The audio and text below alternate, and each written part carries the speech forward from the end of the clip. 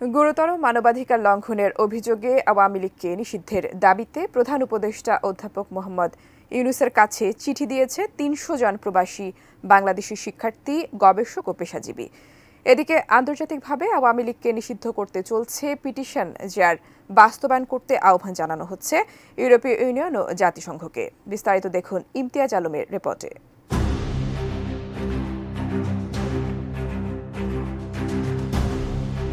বৃহস্পতিবার প্রধান উপদেষ্টার প্রেস সচিবের ইমেইলের মাধ্যমে প্রধান উপদেষ্টা বরাবর একটি চিঠি পাঠান ৩০০ জন প্রবাসী বাংলাদেশি শিক্ষার্থী, গবেষক ও পেশাজীবী। চিঠিটির বিষয়বস্তু গুরুতর মানবাধিকার লঙ্ঘনের অভিযোগে আওয়ামী লীগকে জরুরি ভিত্তিতে নিষিদ্ধ করার দাবি। সংবাদ মাধ্যম আল জাজিরার প্রতিবেদন, Amnesty International, Human Rights Watch ও সবশেষ প্রকাশিত জাতিসংঘের তদন্ত রিপোর্টের তথ্য উল্লেখ করে চিঠিটিতে বলা হয়েছে, সরাসরি শেখ হাসিনার নির্দেশে জুলাই-আগস্ট বিপ্লবে ১,৪০০ জন মানুষকে হত্যা করা হয়েছে, যাদের মধ্যে উল্লেখযোগ্য অংশই শিশু। সম্প্রতি সিরিয়ায় স্বৈরাচারী আসাদ সরকারের উৎখাতের পর একই ধরনের অভিযোগে আসাদের বাথ পার্টিকে নিষিদ্ধ করা ও ফ্যাসিবাদী নাৎসি পার্টিকে নিষিদ্ধ করার উদাহরণ টেনে চিঠিটিতে বলা হয়েছে, দুনিয়ার কোথাও বিপ্লবের পর ফ্যাসিবাদী দলকে রাজনীতি করতে দেওয়ার ইতিহাস নেই। মানবতাবিরোধী অপরাধের জন্য আওয়ামী লীগকে অবিলম্বে আইনগতভাবে নিষিদ্ধ করার পাশাপাশি দলটির দোষী ব্যক্তিদের বিচারের আওতায় আনার দাবি জানিয়েছেন ৩০০ জন প্রবাসী শিক্ষার্থী, গবেষক এবং পেশাজীবী।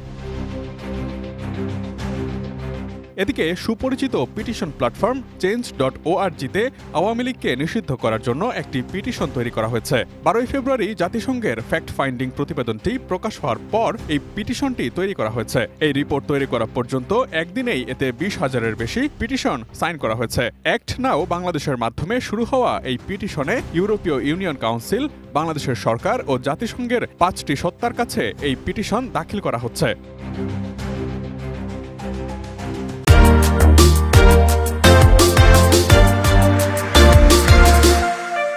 বিচার বহির্ভূত হত্যাসহ গুম, নির্যাতন, সংবাদ মাধ্যমের বাকস্বাধীনতা হরণ, সংখ্যালঘুর উপর হামলাসহ সুনির্দিষ্ট ৬টি ক্ষেত্রের শতাধিক অপরাধ অভিযোগ আমলে এনে আওয়ামী লীগকে নিষিদ্ধ করার দাবি জানানো হয়েছে পিটিশনটিতে। দল হিসেবে নিষিদ্ধ করা, আন্তর্জাতিক অপরাধ আদালতের মাধ্যমে তদন্ত ও আন্তর্জাতিক ট্রাইব্যুনালের মাধ্যমে বিচার নিশ্চিত করা সহ ৬টি সিদ্ধান্ত নিতেও বলা হয়েছে পিটিশনের মাধ্যমে।